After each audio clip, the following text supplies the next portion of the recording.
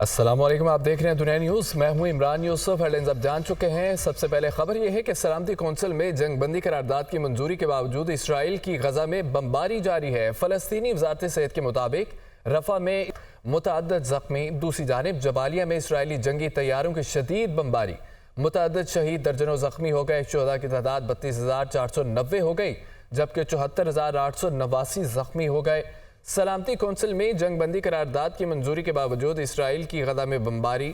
فلسطینی وزارت صحت کے مطابق رفح میں اسرائیل کے فضائی حملے، 10 فلسطینی شہید، متعدد زخمی ہو گئے۔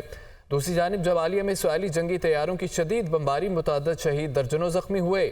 شہداء کی تعداد 32,490 جبکہ 74,889 زخمی ہو گئے۔ مظلوم فلسطینیوں کے حق میں آواز کیوں اٹھائی؟ اسرائیل کی اقوام متحدہ کے نمائندوں کو دھمکیاں۔ اقوام متحدہ کی نمائندہ برائے فلسطین فرانسسکا البانیز نے فلسطینیوں کی نسل کشی پر انسانی حقوق کونسل کو رپورٹ پیش کر دی ہے۔ اقوام متحدہ کی نمائندہ برائے فلسطین نے کہا ہے کہ اسرائیل فلسطینیوں کے خاتمے پر تلا ہوا ہے۔ فلسطینی شہریوں پر اسرائیلی بربریت کے خلاف اب میری آواز زیادہ بلند ہوگی۔ غزہ میں حماس جنگجوؤں کے حملے میں اسرائیلی فوجی ہلاک ہو گئے۔ اسرائیلی فوج نے ہلاکت کی تصدیق کر دی ہے۔ اسرائیلی فوجی خان یونس میں ہلاک ہوا۔ 21 سالہ ہلاک فوجی کی شناخت نسیم کچلون کے نام سے ہوئی ہے۔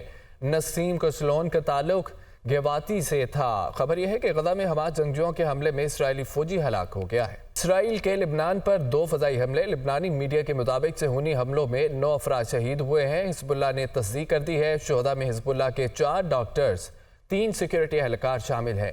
حملے نقورہ اور تیر حرفہ کے علاقے میں کیے گئے ہیں۔ اسرائیل کے لبنان پر 2 فضائی حملے کیے گئے۔ لبنانی میڈیا کے مطابق صہیونی حملوں میں 9 افراد شہید ہو گئے۔ حزب اللہ نے تصدیق بھی کر دی ہے۔ شہداء میں حزب اللہ کے 4 ڈاکٹرز، 3 سیکیورٹی اہلکار شامل ہیں۔ حماس سربراہ اسماعیل ہانیہ کے ایرانی صدر اور سپریم لیڈر آیت اللہ خامنائی سے ملاقاتیں ہوئی ہیں۔ ایرانی میڈیا کے مطابق حماس کے سربراہ اسماعیل ہانیہ غزہ جنگ کے دوران ایران کے دوسری دفعہ دورے پر ہیں۔ ایرانی سپریم رہنما اور ابراہیم رئیسی کا حماس کی حمایت جاری رکھنے کا ادا۔ آیت اللہ خامنائی کا یہ کہنا ہے کہ اسرائیل نہتے فلسطینیوں پر ظلم ڈھا رہا ہے۔ ایران فلسطینیوں کو تنہا نہیں چھوڑے گا۔ برطانوی وزیر خارجہ ڈیوڈ کیمرون کا سعودی ہم منصب کو فون۔ عرب میڈیا کے مطابق سعودی وزیر خارجہ فیصل بن فرحان اور برطانوی وزیر خارجہ کی غزہ کی صورتحال پر بات چیت ہوئی ہے۔ دونوں رہنماؤں نے فلسطین اسرائیل مسئلے کے خطے پر اثرات کا جائزہ لیا ہے۔ برطانوی وزیر خارجہ ڈیوڈ کیمرون کا سعودی ہم منصب کو فون کیا گیا۔ عرب میڈیا کے مطابق سعودی وزیر خارجہ فیصل بن فرحان اور برطانوی وزیر خارجہ کی غزہ کی صورتحال پر بات چیت ہوئی ہے۔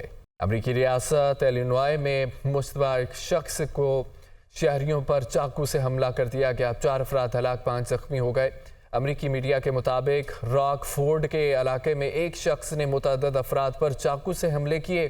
پولیس نے حملہ آور کو اعلی قتل سمیت گرفتار کر لیا ہے۔ ایک زخمی کی حالت تشویشناک بتائی جا رہی ہے۔ Welcome back. وزیر اعظم شہباز شریف اور چیف جسٹس پاکستان کے درمیان ملاقات آج ہوگی۔ وزیر قانون اعظم نذیر طارر اور اٹارنی جنرل منصور عوان بھی ہمراہ ہوں گے۔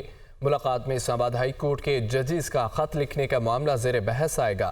وفاقی وزیر قانون اعظم نذیر طارر نے وزیر اعظم اور چیف جسٹس قاضی فائد عیسیٰ کی ملاقات کی تصدیق کر دی ہے۔ ملاقات آج سپریم کورٹ میں دوپہر 2 بجے ہوگی۔ ملاقات میں چیف جسٹس سے علاوہ سینئر جج منصور علی شاہ بھی شریک ہوں گے۔ عدالتی امور میں خفیہ اداروں کی مداخلت پر 6 ججز کا خط۔ چیف جسٹس قاضی فائد عیسیٰ کی سربراہی میں فل کورٹ اجلاس۔ سپریم کورٹ کے تمام ججز کی شرکت۔ اسلام آباد ہائی کورٹ کے ججز کے خط پر غور کیا گیا۔ ججز کے خط کی آئینی اور قانونی حیثیت کا جائزہ لیا گیا۔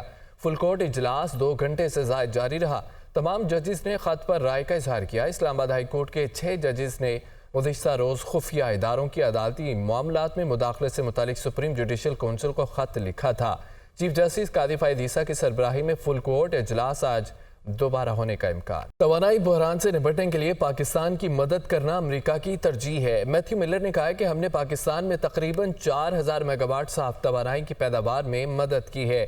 امریکہ کے منصوبوں کی وجہ سے پاکستان کی بجلی کی صلاحیت میں خاطر خواہ اضافہ ہوا ہے۔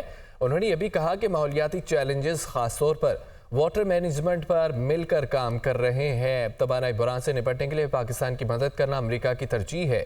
میتھیو ملر کی جانب سے یہ کہا گیا۔